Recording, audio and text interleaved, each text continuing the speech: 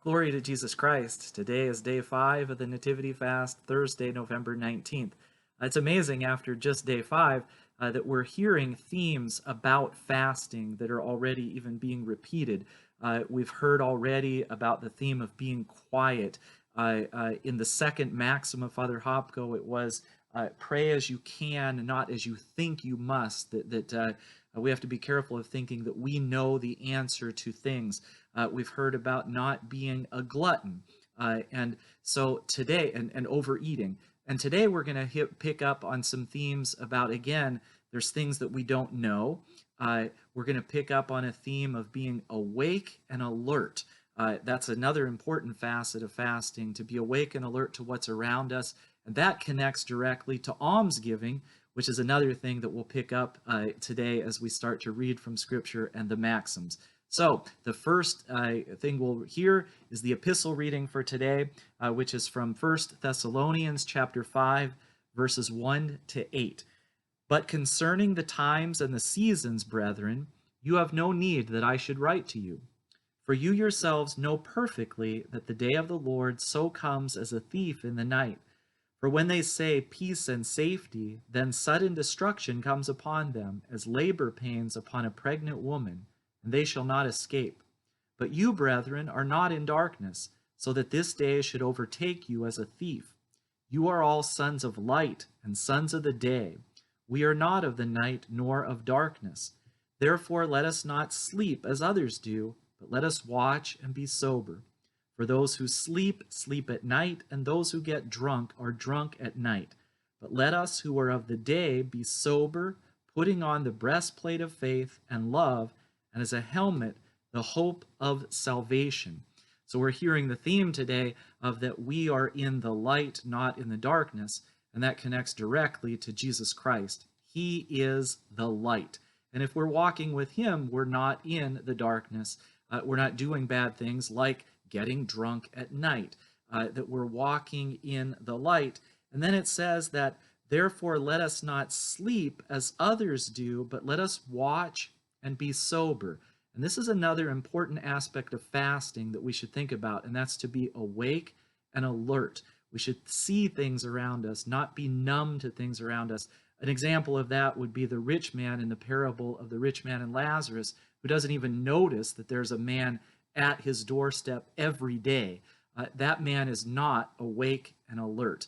And I think that this is a way that we can be awake and alert. And also, since the day of Pentecost and in the Acts of the Apostles, the church has always been, we would use the word eschatological. It's about the end times. And so ever since Christ ascended into heaven and sent the Holy Spirit, we have been in the end times. We're awake and alert, waiting for Christ to come back. The early church had a sense he was coming immediately back, but that's in human time. In God's time, maybe it is very quick that he'll be back, but we've been in the end times. That's nothing new right now. And I think that that's a good thing for us to think about as we're awake and alert and walking in the light and not in the dark. Today's gospel reading is from Luke chapter 16, verses 1 to 9. He also said to his disciples, there was a certain rich man who had a steward, and an accusation was brought to him that this man was wasting his goods. So he called him and said to him, what is this I hear about you? Give an account of your stewardship, for you can no longer be steward. Then the steward said within himself, what shall I do? For my master is taking the stewardship away from me. I cannot dig, I am ashamed to beg. I have resolved what to do, that when I am put out of the stewardship, they may receive me into their houses.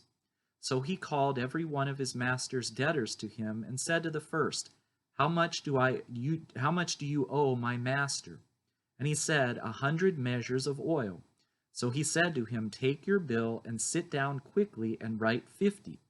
Then he said to another, And how much do you owe? So he said, 100 measures of wheat. And he said to him, Take your bill, and write 80.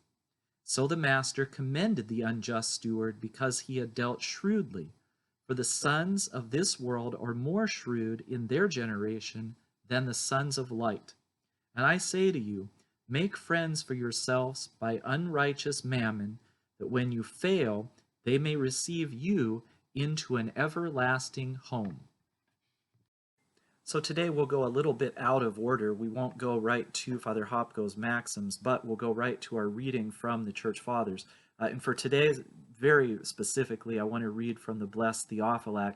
This is from his explanation of the Gospel of St. Luke. And I want to read his explanation of what we just heard from Luke's Gospel about the parable of the steward. He writes, each parable indirectly and figuratively reveals the nature of certain things, but it is not similar in every respect to the things which it describes. Therefore, it is not necessary to scrutinize in great detail every part of a parable. We should only draw benefit from that part of the parable which is central to its purpose. The other parts, which provide just the structure of the parable and do not contribute to its meaning, we should let alone. Such is the case with this parable. If we attempt to examine every part in detail, who is the steward? Who is the one who made him steward? By whom was he accused? Who are the debtors? Why does one debtor owe wheat and another oil? Why in measures of 100? If we examine and belabor every such point, we shall render the entire discourse obscure and unintelligible. We may even make the explanation appear ridiculous, because so much of it by necessity will be uncertain. Therefore, we must attempt to receive from this parable just the benefit that it contains. The Lord here desires to teach us to use well the wealth that has been given to us. First, we learn that we are not masters of our own money, for we have nothing that is our own.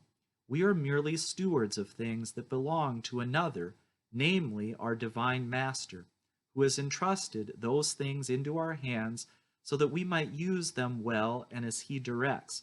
But if we do not handle the stewardship of wealth according to the mind of the Master, but misuse what has been given to us by squandering it on ourselves, we are accused stewards.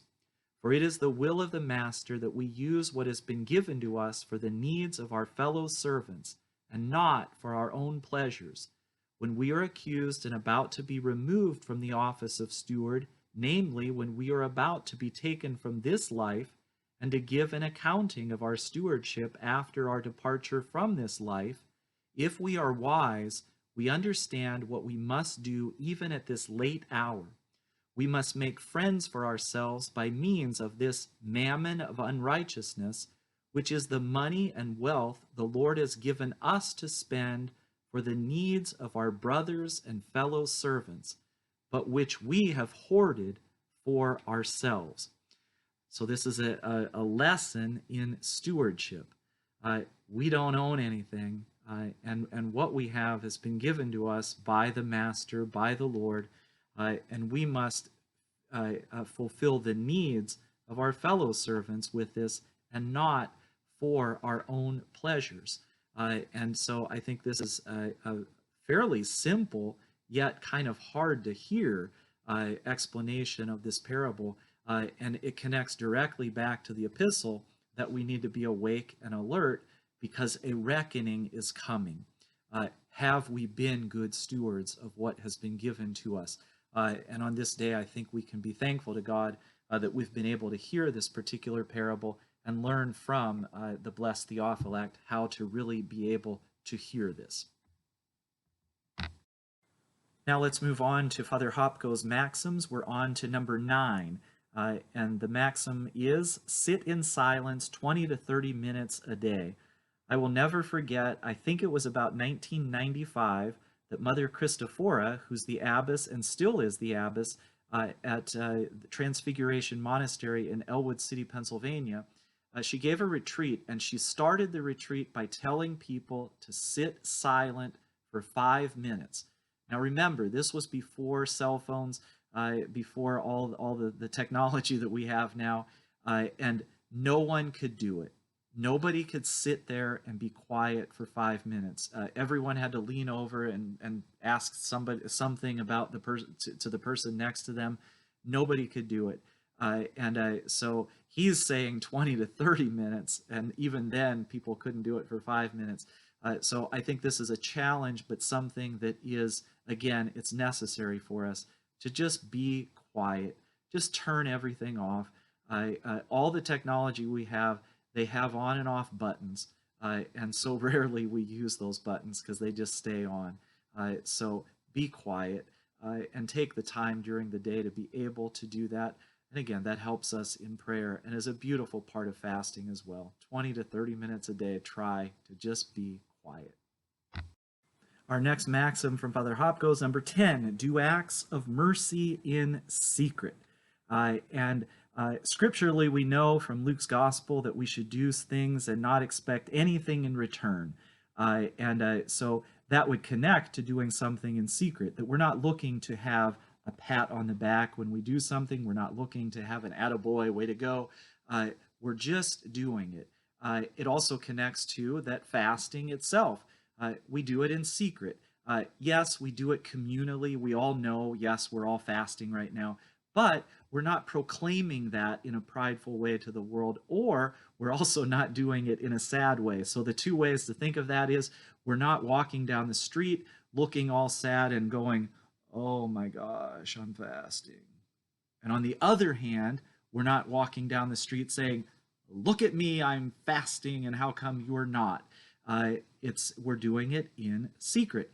And so it's also about almsgiving, which is another crucial point to fasting, which connects to what we've already talked about today. Be awake and alert. And if there's somebody in need in front of you in an hour from now or tomorrow, do it, help them. And don't think, well, I helped somebody yesterday, so now I don't need to help anybody, because that means we're not being awake and alert. So do acts of mercy in secret. Again, a perfect thing that we're thinking about during the fast itself. So I pray that you have a wonderful day today. It's still very windy. I think it's going to calm down tomorrow. And we'll be back for day 6 on Friday tomorrow. Christ is in our midst. He is and always shall be.